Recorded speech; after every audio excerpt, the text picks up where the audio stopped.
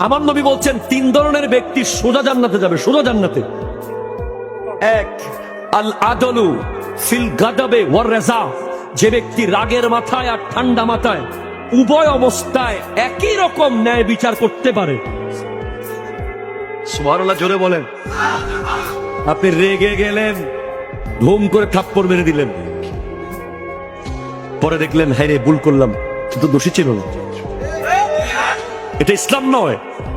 ইসলাম বলছে আপনি রাগের মাথায় আর ঠান্ডা মাথায় উভয় অবস্থায় ন্যায় বিচার করতে পারলে জান্নাত সোজা। এরপরে শোনেন, আসতেছি, ওয়াল কাসদু ফিল ফাকরে ওয়াল গিনা, আপনি গরিব অবস্থায় যেমন ছিলেন পয়সাওয়ালা হওয়ার পরেও যদি তেমন থাকতে পারেন জান্নাত সোজা।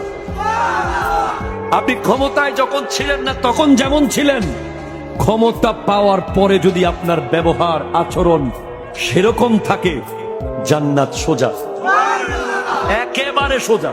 আমরা দেখি যে অনেক মানুষ একটু পয়সাওয়ালা হয়ে গেলে আগের মতো আর কথা বলে না, আছে না নাই? অনেক বন্ধু বান্ধব দেখবেন আপনারা আশেপাশে আছে তো, আগে আমারও লইয়া এক কাপ সারে 2 ভাগ করে খাইতো, এখন পয়সা করি হয়ে গেছে, এখন আর পরিচয় দিতে চায় না, শব্দের মধ্যে অঠ বেড়ে গেছে। এরকম আছে না নাই? ইসলাম সেটাকে সাপোর্ট করে না।